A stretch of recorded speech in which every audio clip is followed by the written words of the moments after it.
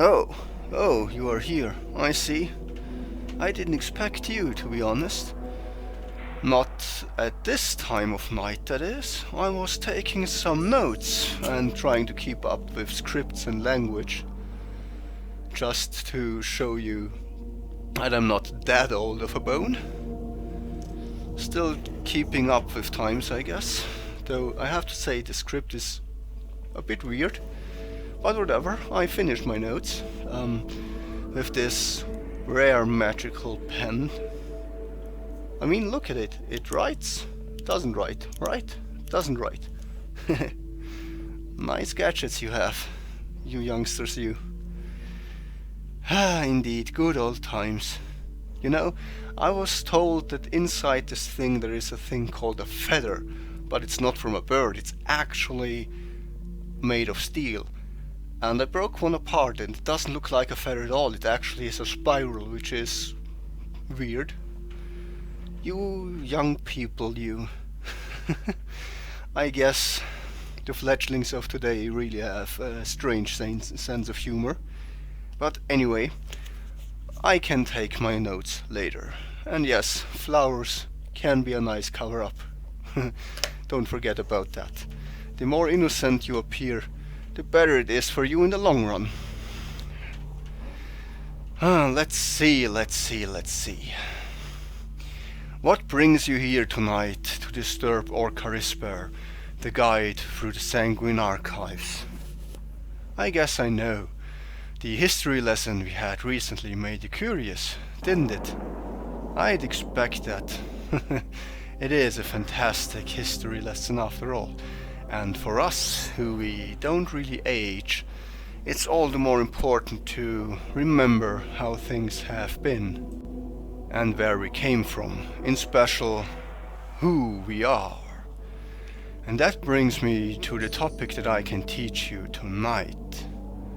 It's about the 1,000 faces of Clan Baali, meaning the many members that are of importance and you should know.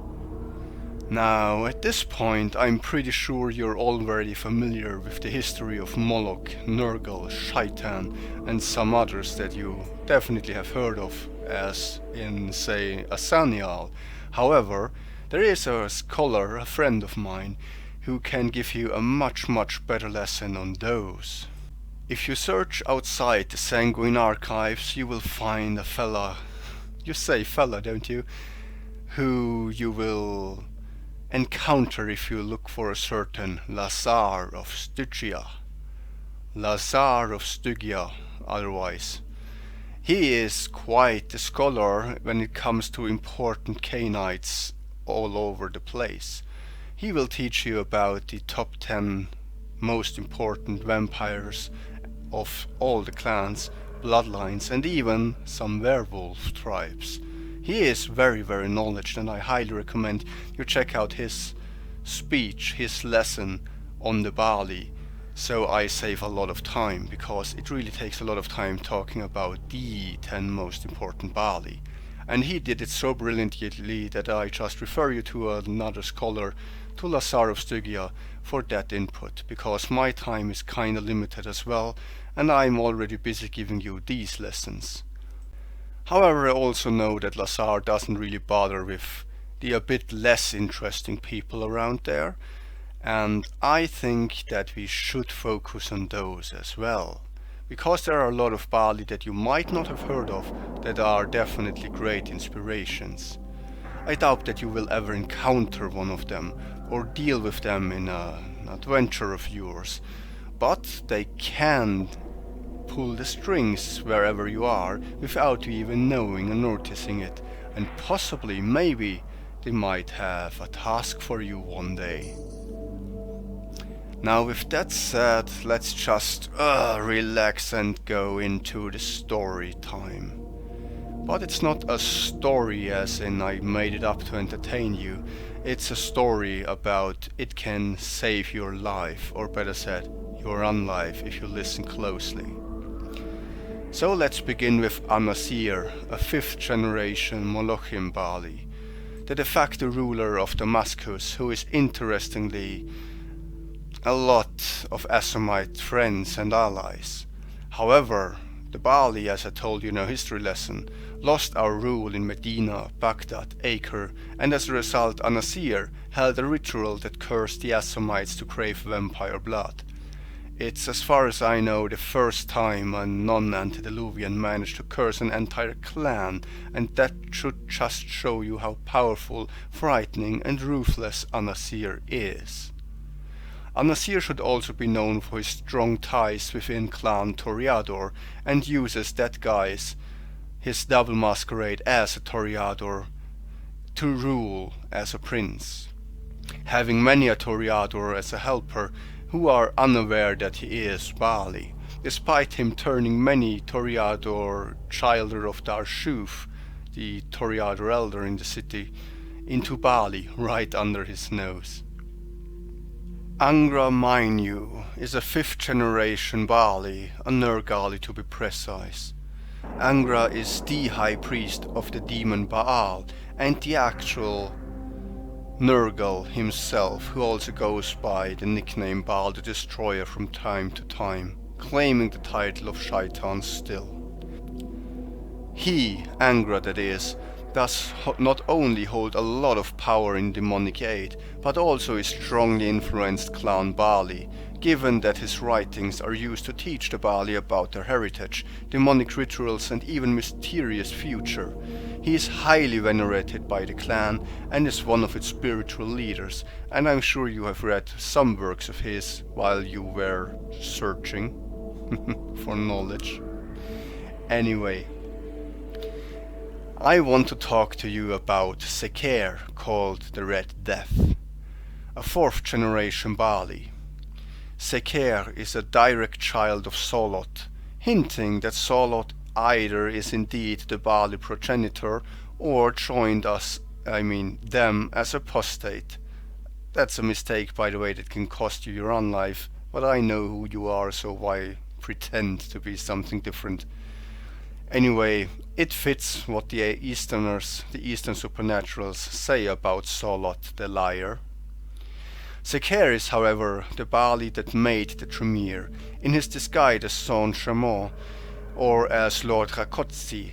He was the direct advisor of Tremere himself when he was still a mortal mage and guided Tremere to seek power in a world where magic was fading, corrupted the Tremere, and of course, the Tremere antediluvian when he wasn't yet a vampire, to want eternal life instead of reincarnations, and ultimately gave him the idea of turning his clan into vampires. It was Seker that helped in creating the potion from Tzimitzi, Gangrel and Nosferatu blood that would turn the Tremere into undead. It was Seker who gave Tremere the idea of hunting down an antediluvian to make his vampiric group a full-fledged clan and grow in power. It was indeed Seker, the Baali, who led Tremere to the resting place of Solot, who lay in torpor waiting, well aware that the antediluvian would most easily take over Tremere's body and mind once the undead mage drank Solot's heart's blood. You can't simply diablerize a 3rd generation vampire. They will take over your body and just replace your mind with theirs. Seker also led the hunt for the Book of Nod and is mainly to credit for the parts that we have of it. More so, Seker may actually be the one and only Thomas Wincham, and thus is actually inside the Council of Seven in Clan Tremere. That may be his identity in Clan Tremere, and it is most likely from what we know. After all, nobody knows who Thomas's sire is. In either way, Seker also struck a deal with fire elementals and opened the world up to more extraplanar visits. It's rumored Seker is now guiding and helping Solot, Tremere, in torpor to help with his awakening and transformation into a being of the swarm, bringing the Baali to glory once again. Walter Ramsauer, yes, that's German, or better said Austrian, a 5th generation Baali, Walter, or Walter as you might pronounce it, is officially a Tremere, but is actually not only a Molochim Baali, but indeed the de facto founder and leader of the Order of the Worm, our biggest recruitment bureau inside Clan Tremere. Walter is stationed in Vienna, in the Big Chantry, and guides new Baali from the area to their new identities as Tremere. Little is known about him besides that, so he seems to do a good job of being a Baali. Patricia von Bernstein, and no, it's not Patricia, but whatever, is a 6th generation Baali posing as the Tremere regent of the Chantry in Wiesbaden. Patricia, sorry, I'm falling for it myself. Patricia is one of the secret leaders of the Order of the Worm and the primogen of the city of Frankfurt. She leads the research into lupines and is rumored to have many allies amongst the Black Spiral Dancers, and tries to awaken whatever unholy creature rests below Frankfurt. Petaniqua is a 5th generation Baali you may not be familiar with unless you are a bit into history. She was a ghoul before she was given the embrace right after the birth of her son, who you might be familiar with even if you never got into history, Alexander the Great. As a Baali, she made sure that Alexander would not only become king of Macedonia, but conquer the world. The Baali used Alexander the Great to take revenge against the Assamites and Settites, conquering many cities that were held in their grasp in Africa and destroying all non-Baali vampires in the conquered areas, leaving them to be Baali strongholds once again. Sadly, Alexander died as a result of a botched experiment of his mother with a new plague that Petaniqua tried to unleash in India. Petaniqua is the Baali closest to the worm of all of us, and frequents with the worm's creatures very often, in special with Black Spiral Dancers and Fomori. Meanwhile, she poses as a Malkavian and made it into the 2nd place of the Red List, which is quite a feat, and that she survived for so long while being 2nd place on the Red List is even more a proof of her abilities. Anzen is a 9th generation Baali of the Molochim order. Anzen poses as an old clan Tsimitsi and is very skilled as a Koldun, who resides in the Cathedral of Flesh as a high priest, guarding Yorak himself and likely corrupting the Methuselah. Anzen may not be responsible for the Cathedral of Flesh itself, but certainly he adds a great deal to its corruption, and it is rumored that he is going to make the old Methuselah Yorak into a Baali apostate, if he hasn't already. Benedict Giovanni, an 8th generation Baali. Don Benedict is a high-ranking Giovanni apostate and frequently in contact with Augustus Giovanni, ready to strike if need be, but giving advice if possible to help the Baali cause. Elihu is a 5th generation Baali.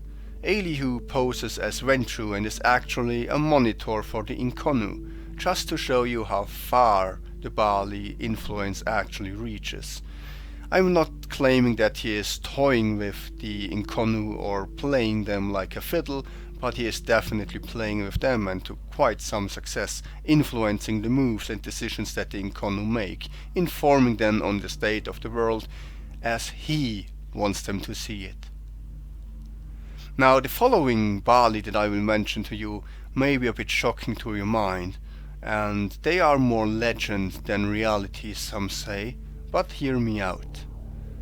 The Crone, a 2nd generation Baali. Yes, the Crone that made Cain her, well, slave may be a strong word, but she did force him to make a blood bond with her.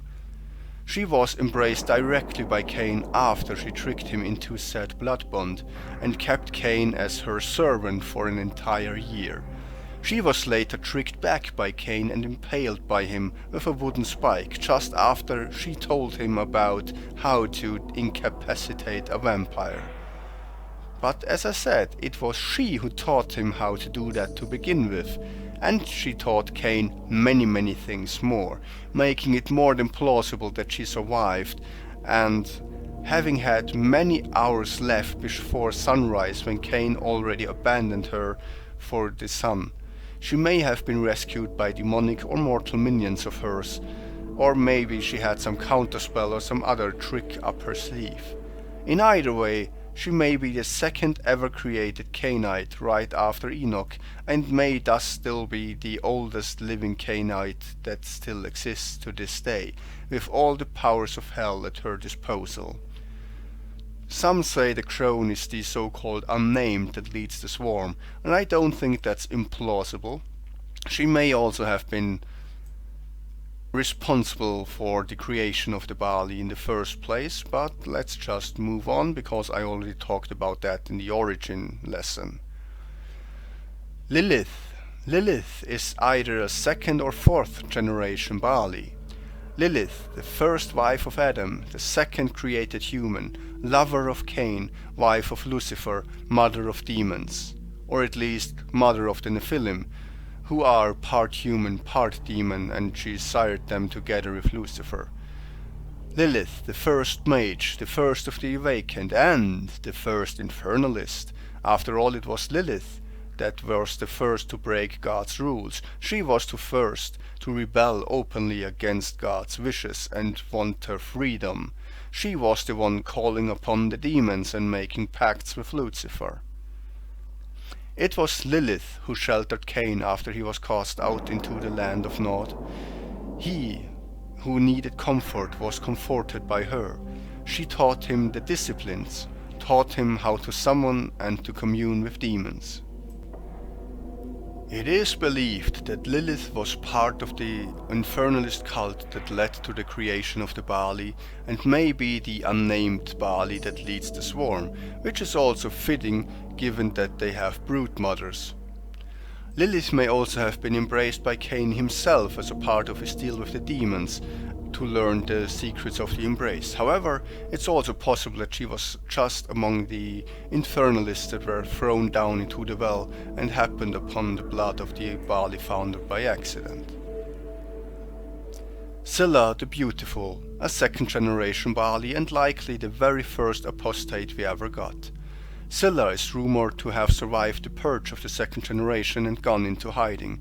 She was said to have been a part of the original coven that damned the Baali a second time and was a part of its creation. She likely fell into torpor after the attack of the antediluvians on the coven and likely was the first vampire to ever be re-embraced as a Baali. And a shocker at the end, Cain, the first generation vampire. Now, even I won't go as far as claim the Dark Father himself as a Baali, but he was definitely an infernalist, and the first vampire to make a pact with demons, the first to leave love and comfort behind to gain power, the first to throw away friends and loved ones and even children for even more power, the first to sacrifice a human, to be precise his brother, the first evil deed, so some say, and so badly that the heavens reacted and cursed him multiple times. Cain may also be the actual progenitor of the Baali clan, as a part of the pact he made with demons to learn how to embrace. I can imagine it having been like, "Teach me how to create more like mine, and I will give you children of your own." And the demons said, "Yes." While many will revolt at the thought of Cain being directly responsible for the Baali, none can deny that Cain himself broke all the rules in the Book of Nod, but forbid others to follow his footsteps. Benevolent Cainites might say in order to save his children the troubles that he had to face, as an advice of wisdom. Baali say that was because he wanted to test if you are driven enough to break his commandments in order to follow him. While Cain is definitely not a Baali by blood, he is a Baali by deeds. I mean, come on, he sacrificed his brother, he killed people that he loved, he had no problem sacrificing and cursing his children. He, the first murderer. He, the first infernalist, the first one who made pacts with demons. Yeah, If it looks like a duck and sounds like a duck, you might as well just call him a Baali, even though he is definitely not of Baali blood. So, how should I say that? He also cursed the clans, something that, with the exception of Cain, only the Baali ever managed to do. But I'll leave it up to you to think for yourself. With this, I think we will finally end the tour for tonight. I still have some things to go through. I just recently discovered some technology you call a binder, I guess. As in this thing. It is a bit wobbly. I prefer books, but it serves me well enough. Anyway, what I wanted to tell you is that our visit for today is at an end, and that will continue another time. Well, let me show you the way back to the entrance of the Sanguine Archives after you've learned about the 1,000 faces. When you leave, don't forget to ring the bell that's above stairs so I know that you actually left. Also, do the magical gesture of the thumbs up. That will help you learn more and get some demonic help on your journeys. Don't forget to tell your friends about this either. After all, if you share your knowledge with them, they owe you. So, have a good night.